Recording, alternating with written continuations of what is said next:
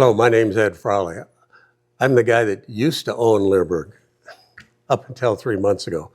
I'm doing this video because Ian and Dave asked me to come back and talk a little bit about my thoughts on the seminar that they have coming up with Joaquim Dovat. Joaquim is a personal friend of Cindy and mine. In our opinion, in my opinion for sure, and hers too, in the 50-some years that I've been involved with biting dog sports, Joaquim is the best instructor for bite work that I've ever met anywhere. There's nobody that I know that has his background and credentials to come in and work with young dogs and build young dogs into very competitive working dogs. We did a video with Joaquim a few years ago when I used to own Leerburg, and I'm going to ask Becca, the video editor here at Leerburg, to put that URL or a little link to it at the end of this. It was a long video, but the important thing about it is you can't go anywhere and learn about how to train young dogs like you can get from Joaquim. And if you fall into that category, you need to go and watch that video. Joaquim is from Switzerland. He has an accent. He's a little hard to follow at times, but the thing is, he's a really good guy. He's really, really good with young dogs. He's really, really good with the handlers for young dogs. You know, over the years, over 50 years, I've seen some instructors that we had that were never invited back because, in my opinion, they didn't treat the people decent. That is not Joaquim. So my advice to you is if you have an opportunity to sign up for this seminar, go to the other video that we did with Joaquim, read his qualifications. You know, so many of these clubs that are out there say, oh, we have our own decoy. That's good. I'm glad you have your own decoy. You should have your own decoy if you have a club. I will guarantee you that none of the clubs that I'm aware of in the United States and Canada have anybody that's as qualified, that has the credentials that Joaquim has to come and teach bite work for young dogs, how to develop them, how to bring them along.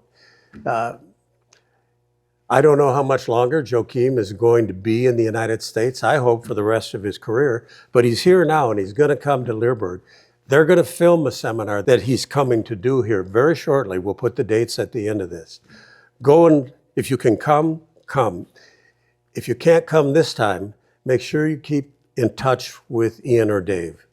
And I'm going to talk about those guys too, because when I sold Leerburg, I had an opportunity to sell Leerburg to a private equity firm.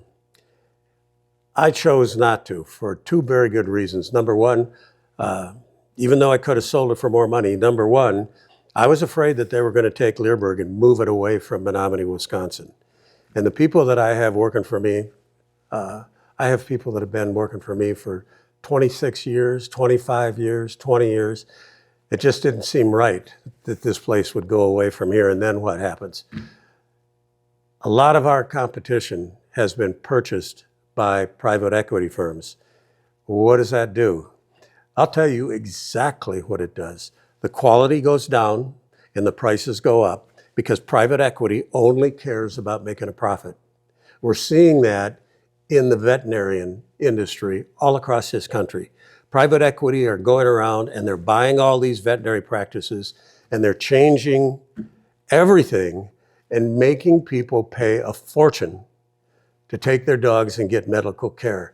I didn't want to see that happen with Leerburg. And I already see what's going on. And it's the people that lose are you. Because for my entire 42 years, there was just one theme that we had, and that is the stuff that we sell, the videos that we produce are as good as we can get. The stuff we sell is as good as I can get. And if it's not good enough for Cindy or myself, I don't want to sell it. People can go to Walmart. People can go to some of these private equity places and buy cheaper stuff, but that's not Leerburg.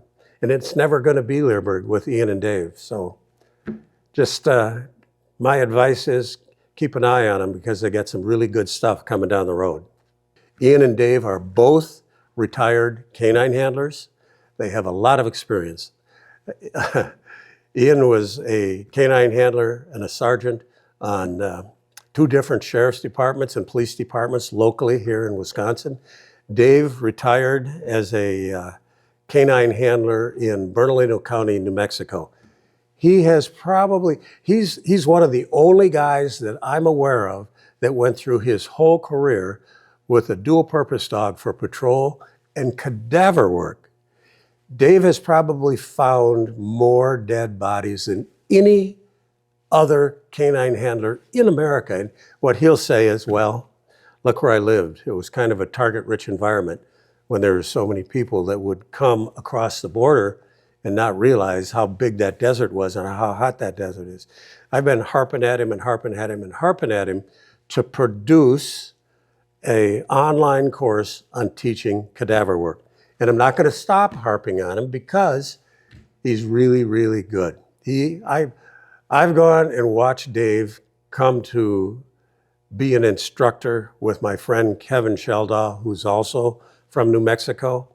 And Kevin sells a lot of police dogs here in Wisconsin. And he comes up here several times a year to recertify these dogs. And then he has brought Dave with him for a long time. And that's how I got to know Dave, is I would follow him around for 3 days and film him as he would help these new canine handlers, old canine handlers, work through problems that they have with their dogs.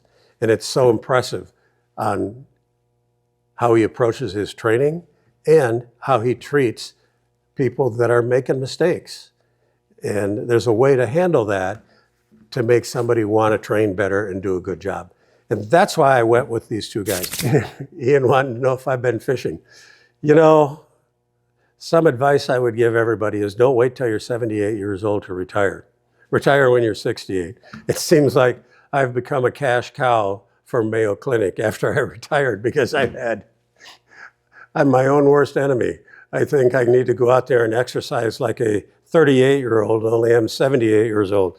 So now I got a hernia to fix, and I got a shoulder that I replaced from catching dogs for 50 years. I replaced this stupid shoulder 5 years ago, and 2 years ago after taking care of horses in the middle of winter, chopping horse poop. Now this has to be replaced. So the bottom line is I haven't fished as much, but I'm going to. In fact, in 3 weeks, I'm going to Canada with Ian and his family. They got this secret lake they have that I don't remember what the name of it is, but Ian's been going there since he was 8 years old. And he's going to show me where all of his holes are. And then I'm taking my grandsons. I have 2 grandsons in Texas that are 13 and 11, and I'm taking them up to Canada fishing on a fly-in in July. So good things are coming. But I think I'm still going to come back and do the occasional video because I miss it. I miss coming and trying to help people. And, you know, it's kind of in your blood after 42 years. And I'm happy to see what they are doing. They got really good stuff going.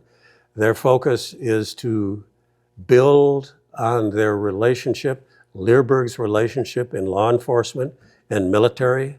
And I'm not going to name the large departments that have come on board just in the last 3 months. It's kind of amazing. And it's only going to get bigger and bigger and bigger because they have the products. They're coming out with new products, really cool new products. And they're going to get more involved in marketing to law enforcement.